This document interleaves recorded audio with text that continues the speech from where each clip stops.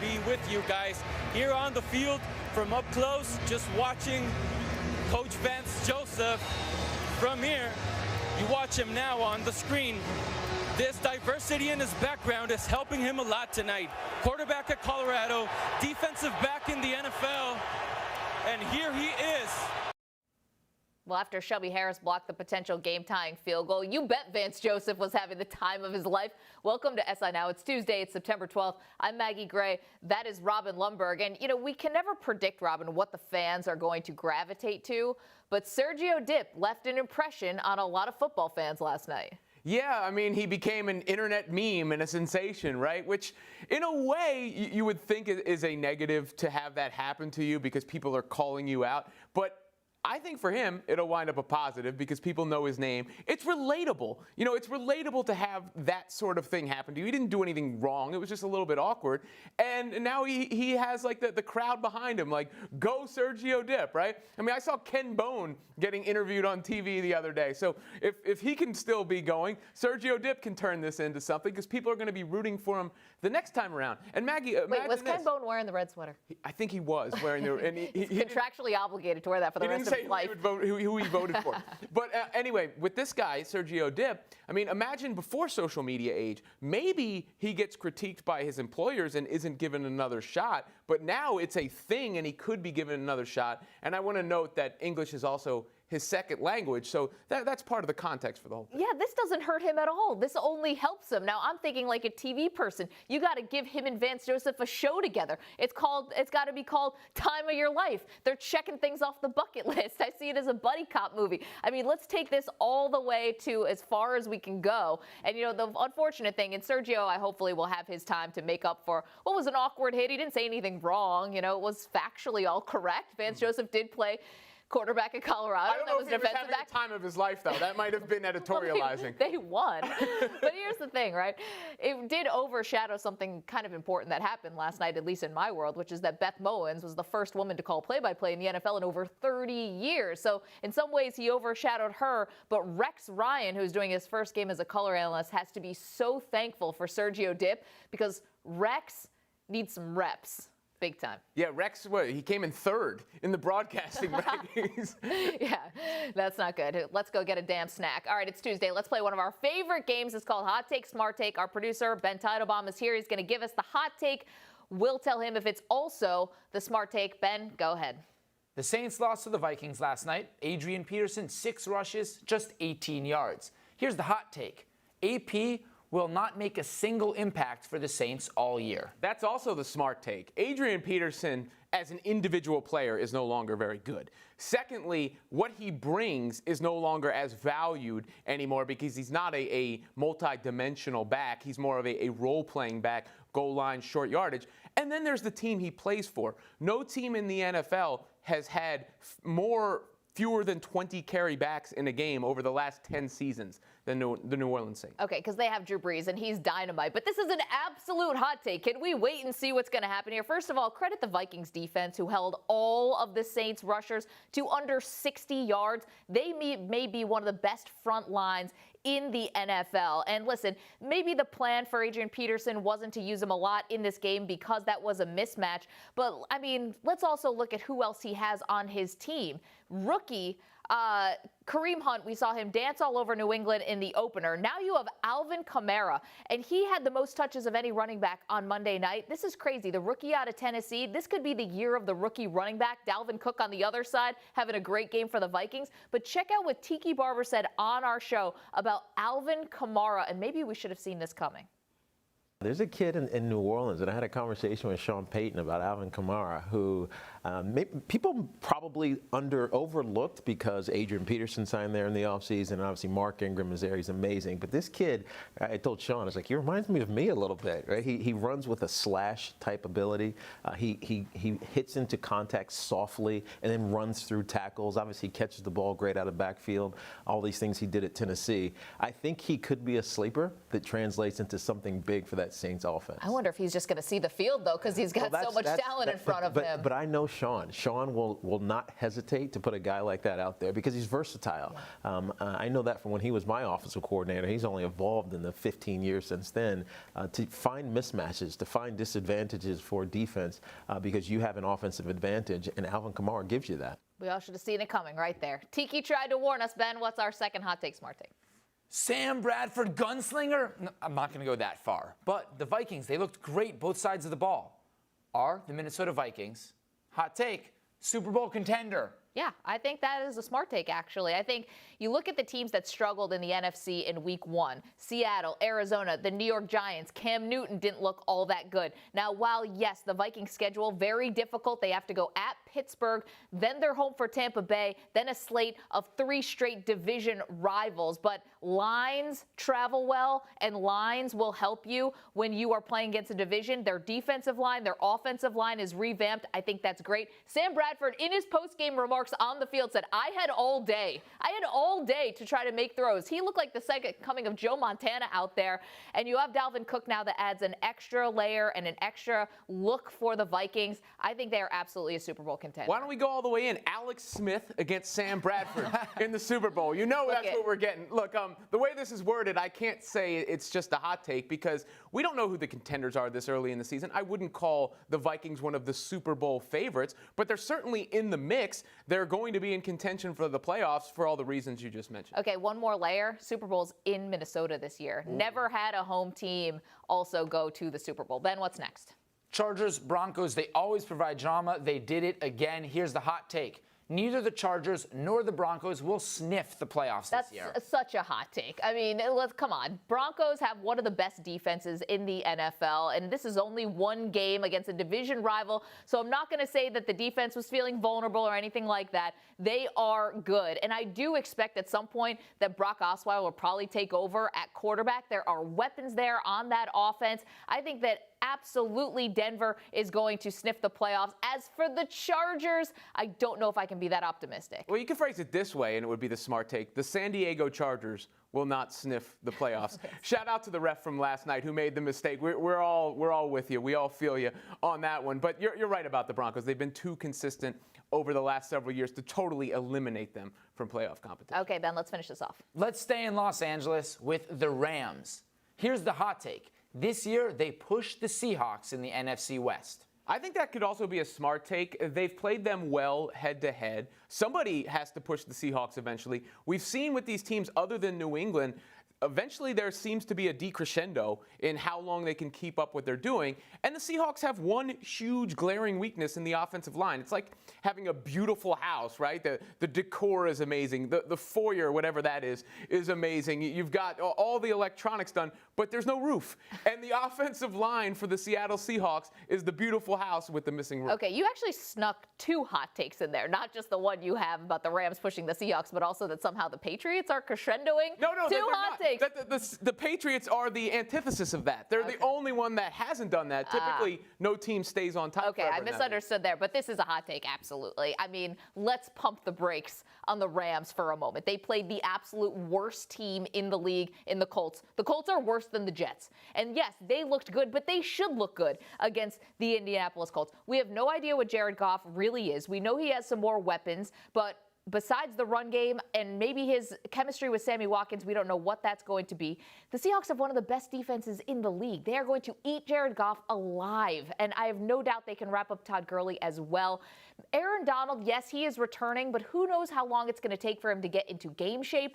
The defense was a strength of the LA Rams, and Donald's holdout, while I may agree with it in principle, I think actually does hurt the team. They'll face Seattle in Week 5, and I am not expecting a good outcome for the LA Rams. Weren't there a lot of people who were on the Rams bandwagon going into last year? Maybe they were a year early. Maybe. I mean, if you expect that with a first-year head coach, youngest head coach in the league, that Jared Goff has actually matured into a elite-ish starting quarterback in this league. Don't let the game against the Colts lure you into the deep end because you'll drown, man. It is not a good look. I didn't say I'm picking them. I just said, they could challenge them. Maybe. Ben, thank you. But let me just say one quick thing before we get out of here. saw you say foyer, Robin, instead of foyer. Smart take is go foyer when talking about the house. That's a smart take. I don't even know what it is. Like I'm saying, is it the big hallway thing? Yeah, That's what it is? I'm from upstate New York. We call it a mud room. Yeah. Bay windows are nice. Thank you, Ben.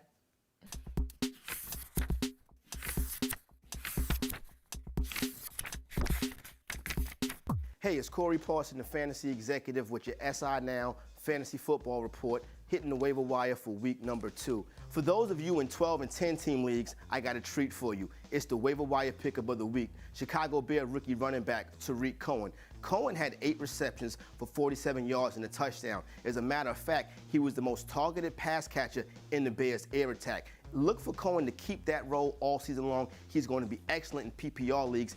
Another running back owner should go target on the waiver wire this week is Seattle Seahawks running back Carson. Now, Carson is the man to own. At least he was the only one that ran with some kind of hunger. Only 6 attempts in week 1 for 39 yards, but expect him to be able to wrestle a timeshare at least from the bum Eddie Lacy and one Mr. Thomas Rawls. For wide receivers, how about going to the New York Jets? They're always going to be in a negative game script, so look for Jermaine Kearse to dominate targets in garbage times.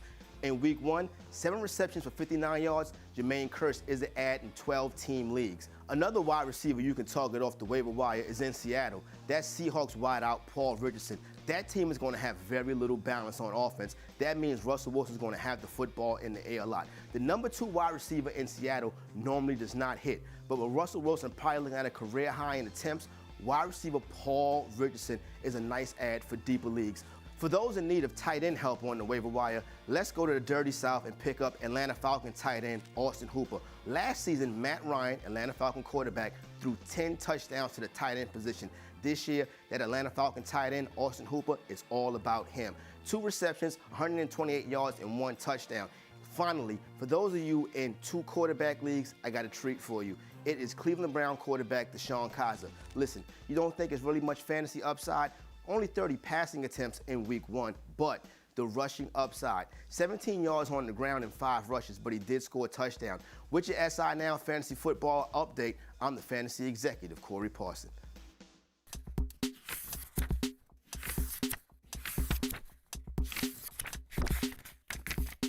This week, Sports Illustrated is unveiling its top 100 NBA players list. Monday, we revealed players 100 through 51 and biggest snubs.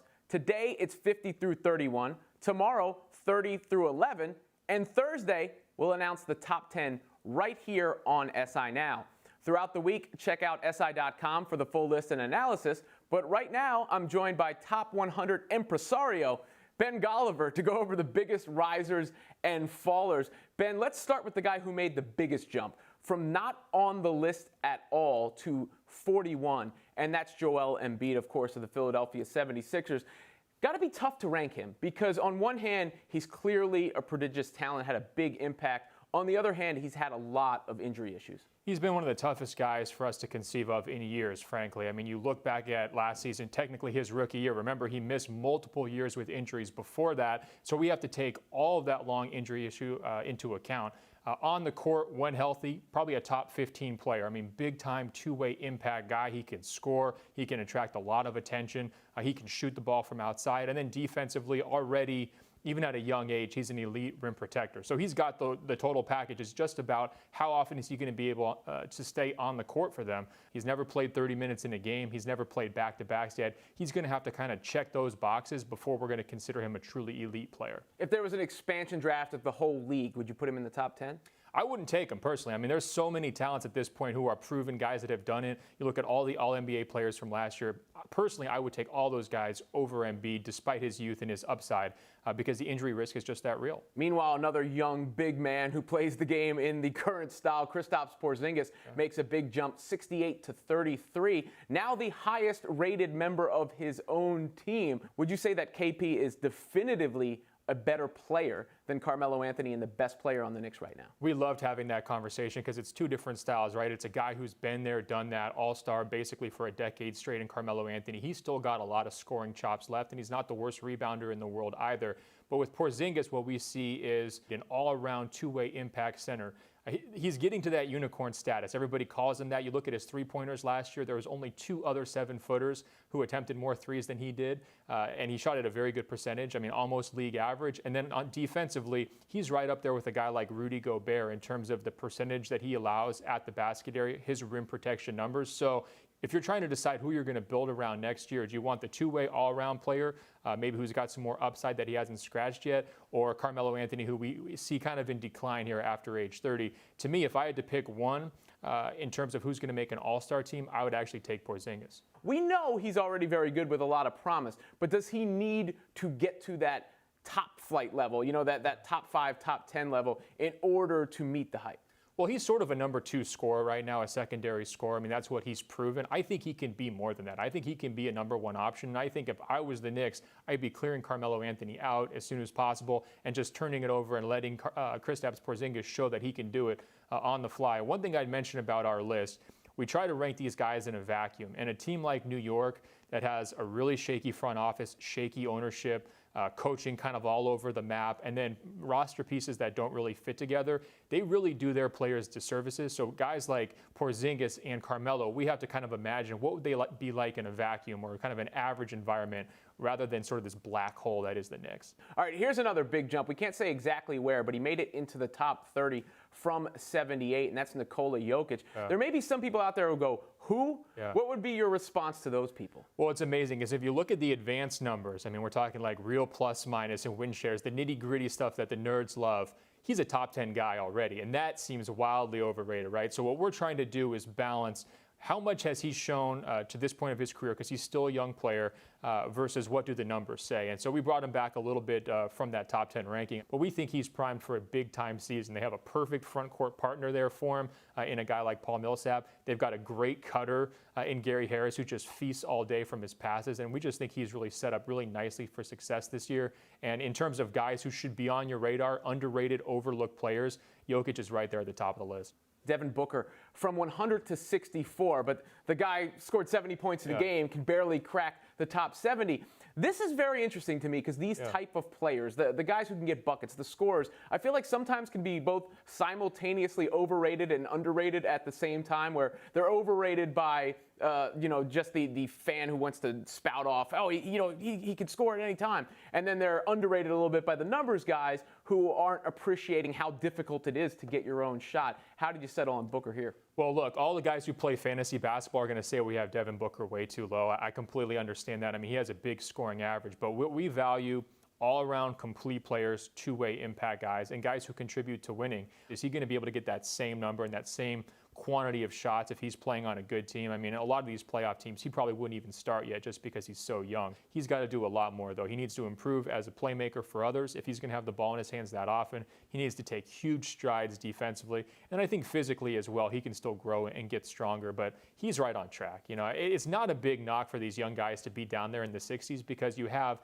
an entire generation of players who are in their prime above them on this list. Now, some guys who are older superstars, likely Hall of Famers who have fallen. You got Dwight Howard from 34 to 73, Dwayne Wade from 32 to 74, and Dirk Nowitzki from 31 to 71.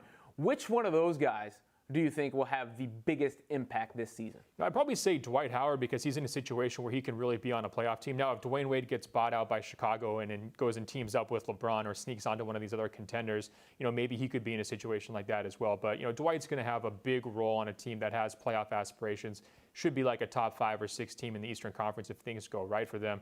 In the case of a guy like Dirk, I mean, their season was a mess last year. He started very slow. We don't see a lot of upside with this Mavericks roster if he's going to be playing a huge role. And then with Wade, I think he's into his 5th year of age-related decline where his numbers and efficiency have just slipped year after year after year. I actually think he's better suited right now to a 6th-man role, and I kind of hope he slides into that role for somebody next season. With Wade and Dirk, it seems more natural. With Dwight, the fall-off seems a little bit more precipitous. Yeah. He's younger, but he's had the back issues. hasn't exactly adapted to the modern game quite as well. Defensively might not be the same stalwart. I could construct an argument where he's not in the top 100. What would you say to that? Well, he's still a big-time rebounder. He played a lot of minutes on an elite Atlanta defense last year. They had a top-5 team defense. He was their starting center. There's no question that his decline is happening earlier in his career. I think because he played a lot of minutes early in his career and then had a lot of injury issues, like you mentioned, through that stretch in LA and Houston as well. But he's still giving you like 13 and 13 a night, and you can't overlook that at the center position. Another guy who fell, LaMarcus Aldridge, from 11 to 31. Is he officially no longer in any star conversation? Well, I know you're asking me about him because I've been one of his staunchest defenders for years, and everybody always says I overrate LaMarcus. LaMarcus is a very good basketball player, but I think what we saw last year was he didn't live up to his end of the bargain in terms of the deal he made with the Spurs. When he signed on in San Antonio, he got a lighter load. He got to learn from Tim Duncan. He got to play with Kawhi Leonard. He got the chance to compete for titles. These were all things that he had never had before in Portland. What we saw in last year's playoffs, I thought, was just disappointing. I mean, when Kawhi Leonard goes down with the ankle injury, you should be funneling all your offense to LaMarcus. He should be able to give you a lot and kind of carry you along. You look at the regular season, his efficiency from the mid-range dropped down considerably, and his rebounding numbers also dropped. I mean, he's after 30 at this point.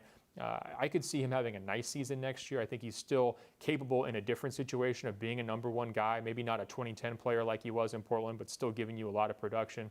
But I think he's now at this point, say 2 or 3 years past his prime. Thanks, Ben. I'm sure there'll be a lot of debate about the list, and you'll be back later in the week as we go through the top 10. Yeah, bring it on. Send me your hate.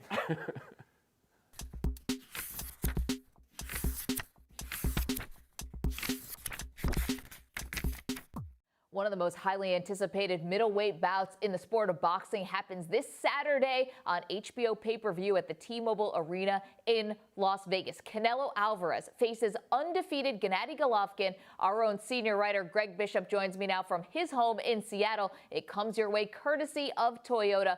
Let's go places. All right, Greg, Alvarez's manager, none other than the golden boy himself, Oscar De La Hoya. De La Hoya very adamant on his thoughts on the Mayweather-McGregor bout. He was profane. He used all caps in his tweet. In your opinion, how much buzz did McGregor-Mayweather take away from this matchup? Well, I think the thing that's important to consider there is that Floyd wanted September 16th as his date for T-Mobile Arena. In fact, he wanted Mayweather-McGregor to go off the same day as Golovkin against Canelo. And when he found out that the date was taken and that the venue was booked, he then put his fight exactly 3 weeks in front of the other one and in the same place. To me, that is sort of Mayweather-ish, for lack of a better term. And, what we saw is there was a ton of attention sucked up by that fight. I think it remains to be seen a little bit whether some of that can bleed into Triple G Canelo, whether there's an impact that's positive in the fact that people maybe will come back to boxing a little bit because there's a series of good fights this summer. I think the more likely thing is that folks with disposable income, mainstream casual sports fans, end up buying the circus fight and not what people are referring to as the real one. I think there's a very real danger there.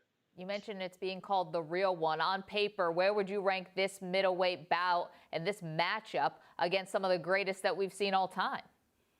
I think for this era, this is the best fight that could be made right now. You're looking at two guys who have pretty high knockout rates. Golovkin's as high as it gets in the sport of boxing, 33 knockouts in 37 fights.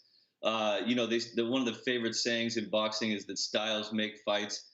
Here you have two guys that like to come forward, that don't back up. Canelo is an expert counterpuncher. Golovkin is a guy that plows forward straight ahead. On paper, this looks like a very exciting fight. It looks like two guys that will be in the ring, trading blows, not backing up. I very much foresee the potential for a knockout here. In that regard, I think that this is a fight that will appeal to people outside of boxing aficionados. I think it'll do that because it should be exciting.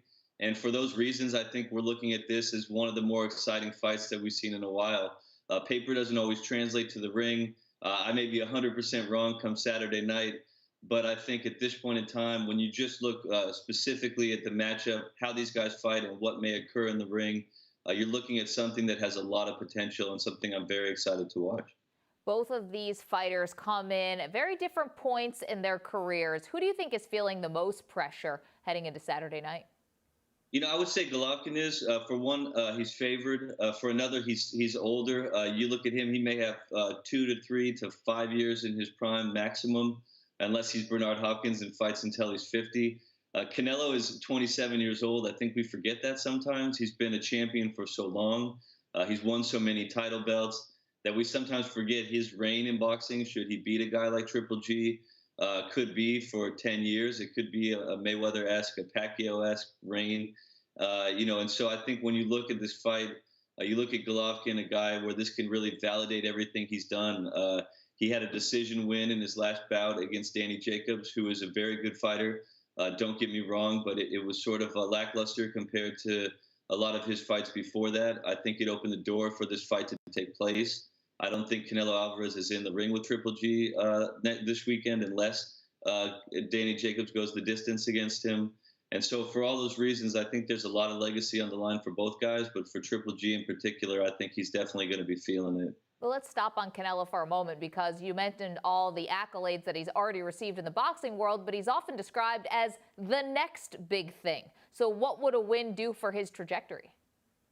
Yeah, I think that puts him in the top, 2 or 3 for pound. I think it puts him in position to take over the next era of boxing. I mean, here's a guy who's already one of the most popular athletes in an entire country, Mexico, a guy who is beloved there, who they do telenovelas about his life. We just don't see that often. And to me, a win against Triple G, particularly if it's a knockout or there's a knockdown, vaults him into mainstream sort of sports collective consciousness in the United States.